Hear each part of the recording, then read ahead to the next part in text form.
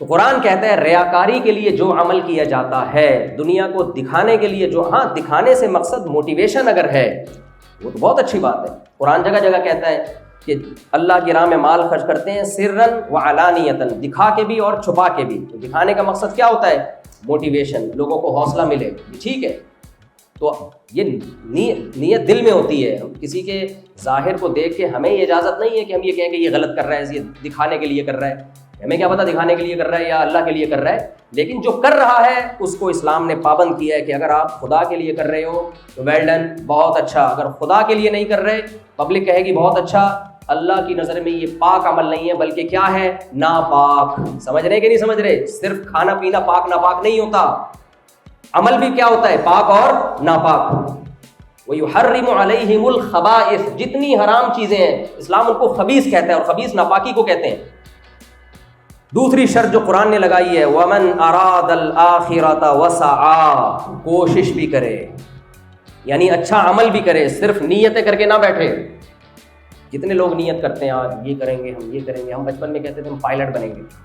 جس بچے سے پوچھو اب تو دوبارہ پائلٹ بننے کا شوق پیدا ہو گیا ہے جب سے یہ جہاز واز گرے ہیں نا. پائلٹ بنیں گے، ہم یہ کریں گے. بھائی تیاری کیا ہے؟ صبح 12 بجے سو کے اٹھ رہے ہیں، یہ تیاری ہے. ہم ڈاکٹر بنیں گے. بیٹا یونیورسٹی تو جاؤ، ٹائم پہ پڑھو، وہاں جا کے تم موبائل میں ہی لگے ہوئے ویڈیو بنا رہے ہو، دائیں بائیں گھما رہے ہو اس میں. پہلے یہ تو سوچو آئے کس سلسلے میں ہو. یہاں پہ چکر بازیوں کے لیے آئے ہو یا آنکھ مٹکے کے لیے آئے ہو، دوستیاں لگانے کے لیے آئے ہو؟ تو یونیورسٹی کے علاوہ بہت ساری جگہیں. آپ جس کام کے لیے آئے ہو اس کو اگر فوکس نہیں کرتے تو بھائی نہ ادھر کے رہو گے نہ ادھر کے رہو گے. ہم نے بھی کالج میں پڑھا ہے، ہم نے بھی یونیورسٹیوں کا ماحول دیکھا ہے. لڑکیاں لڑکوں کی شو بازیوں پہ نہیں مرتی. ان کو پتہ ہے کہ مجھے ہسبینڈ چاہیے. بوائے فرینڈ میں اور ہسبینڈ میں بہت فرق ہوتا ہے. بوائے فرینڈ کوئی ذمہ دار نہیں ہوتا، ہسبینڈ ذمہ دار ہوتا ہے. آپ پڑھائی میں دل لگاؤ، نمبر اچھے آئیں گے، خود ہی پیشکش آئیں گی آپ کی طرف، خود پیچھے پیچھے بھاگیں گی. جب آپ کے نمبر اچھے آئیں گے نا، لڑکی کو پتا بھائی میرا فیوچر ادھر زیادہ صحیح ہے، چاہے کتنا ہی آڑا ترشا ہو، ٹیڑھا میڑا ہو. لڑکی سب سے پہلے اپنا فیوچر دیکھتی ہے. فیوچر، آپ ہینڈسم اسمارٹ ہیں، جیب میں دھیلا نہیں ہے، وہ کہے گی 4 دن کے بعد یہ مجھے اس کو کھلانا پڑے گا. میں نے ایک ڈاکٹر لڑکی کی شادی کرائی 8ویں پاس سے. دل میرا بڑا غمزدہ تھا. اس لڑکی کو بھی بہت پرانا قصہ ہو گیا، ان کو نہیں امید ہے نہیں پتہ چلے گا. لڑکا 8ویں پاس کا بھی پتہ نہیں ہے کہ پاس تھا یا بھاگا ہوا تھا، واللہ اعلم. میں جب نکاح پڑھا رہا تھا مجھے بہت رونا آ رہا تھا. میں کباب میں ہڈی بھی نہیں بن سکتا تھا کہ خیر ہم نے نکاح پڑھا دیا.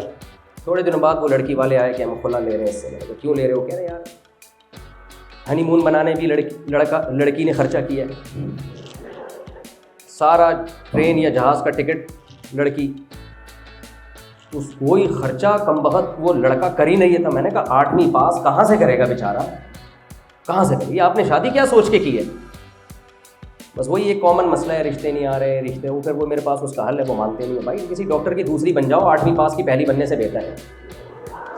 سیدھی سی بات. مجھے ایک بات بتاؤ، کسی ڈاکٹر کی سیکنڈ بننا کسی ایجوکیٹڈ لڑکی کے لیے وہ زیادہ بہتر نہیں کسی 8ویں بھگوڑے کی پہلی بیوی بننے سے؟ یہ میں ایسے ہی مذاق نہیں کر رہا ہوتا. یہ جو 4 شادیوں کی بات، سوسائٹی میں اس کے علاوہ کوئی حل نہیں ہے. جو 8ویں سے بھاگا ہوا ہے، ایک ڈاکٹر لڑکی کی شادی اس 8ویں پاس سے ہو رہی ہے، اس سے تو بہتر ہے یار کسی ڈاکٹر کی دوسری بن جاؤ. لیکن وہ ڈاکٹر کی اتنے ڈھیٹ ہیں وہ بھی نہیں کر رہے ہوتے. خیر یہ ٹاپک الگ ہے، یہ بیچ میں تھوڑا سا میں سلاد رائتا تھوڑا آ جاتا ہے. تو میں یہ عرض کر رہا تھا، دیکھو بھائی اللہ نے دوسری شرط کیا بیان کی ہے؟ وَسَعَى لَهَا سَعْيَهَا، کوشش بھی کرے. سست آدمی کا عمل پاک نہیں ہے بلکہ ناپاک. جو سست ہے بس نیتیں کر کے بیٹھا ہوا ہے، میں یہ بھی کروں گا، میں یوں بھی کروں گا، میں آرمی میں جاؤں گا، میں پائلٹ بن کے اسلام دشمنوں پہ، ملک دشمنوں پہ ایسا کر دوں گا، میں ڈاکٹر بن کے ایسا کروں گا، میں تاجر بن کے دولت کماؤں گا، غریبوں پہ خرچ کروں گا اور رشتہ داروں کو کھلاؤں گا، یہ کروں گا وہ کروں گا. سب آنکھ کھل جاتی ہے شیخ چلی کی طرح. اس کی وہ شیخ چلی جو تھا نا، شیخ چلی، ہماری جو ینگسٹر ہے نا ان کی حالت یہی چل رہی ہے، محنت نہیں کرتے. نبی صلی اللہ علیہ وسلم نے جو ہے بہت ساری دعائیں سکھائی ہیں. ان دعاؤں میں ایک دعا سکھائی ہے، اللہم انی اعوذ بک من الجبل ومن البخل ومن الکسل. اے اللہ بزدلی سے تیری پناہ مانگتا ہوں. بزدل آدمی دنیا میں کوئی کام نہیں کر سکتا. کنجوسی سے تیری پناہ مانگتا ہوں. جو کنجوس آدمی ہے نا، کنجوس، جیب سے دھیلا نہیں نکلتا اس کا، وہ کچھ نہیں کر سکتا. اور تیسرا سستی سے تیری پناہ مانگتا ہوں. تو سستی سے ہمارے نبی صلی اللہ علیہ وسلم نے پناہ مانگی ہے. آپ جب یونیورسٹی میں آئے ہو بھائی، آپ ایک جو کام آپ کے ذمہ لگایا ہے، آپ کے والدین نے جس کام کے لیے آپ کو بھیجا ہے، آپ اس کو فوکس کریں. تو اللہ کہتے ہیں کوشش بھی کرنی پڑے گی، کوشش کے بغیر اللہ آپ سے خوش نہیں ہوگا. سست آدمی کا اللہ کے ہاں کوئی مقام اور ٹھکانہ نہیں ہے. سستی ناپاک عمل ہے، چستی پاک عمل ہے. وسعى لها سعيها. اور تیسری چیز جو اصل میں نے ایکسپلین کرنی ہے، اللہ کہتے ہیں اچھا عمل کرو. نیت کیا ہونی چاہیے؟ اللہ کو راضی کرنا. اور اچھا وہ جس کو خدا نے کہا ہو کہ یہ اچھا ہے، پبلک سے نہیں پوچھنا. اگر ہم انسانوں پہ ڈال دیں کہ اچھا کسے کہتے ہیں، برا کسے کہتے ہیں، پاک کسے کہتے ہیں، ناپاک کسے کہتے ہیں، تو بھنگی گوبر کو ناپاک کہے گا؟ بولو نہیں کہے گا. کہے گا یار میں نے اس کو اگر گندا کہہ دیا تو پھر تو میں گندا ہو جاؤں گا. کبھی بھی ناپاک نہیں کہے گا. اب ہوا کیا ہے، اب اس مثال کو سمجھیں. بس یہ مثال بیان کر کے میں اپنے بیان کو سمیٹتا ہوں. دیکھو مجھے ایک بات بتاؤ. ایک علاقہ ہے جہاں قوم کے بڑے لوگ رہتے ہیں، موٹیویشنل اسپیکر سارے اسی علاقے میں جمع ہو گئے اور لوگوں کو اچھی اچھی باتیں سکھاتے ہیں، لیڈ کرتے ہیں. بیٹا یہ کیا کرو، یہ نہ کیا کرو، صبح جلدی اٹھا کرو اور رات کو جلدی سویا کرو اور نہایا کرو اور برش کیا کرو، اور یہ صحت مند لائف کے لیے ایکسرسائز بہت اچھی چیزیں لوگوں کو. جیسے آج کل موٹیویشنل اسپیکرز آ رہے ہیں نا یوٹیوب پہ بتا رہے ہوتے ہیں لوگ.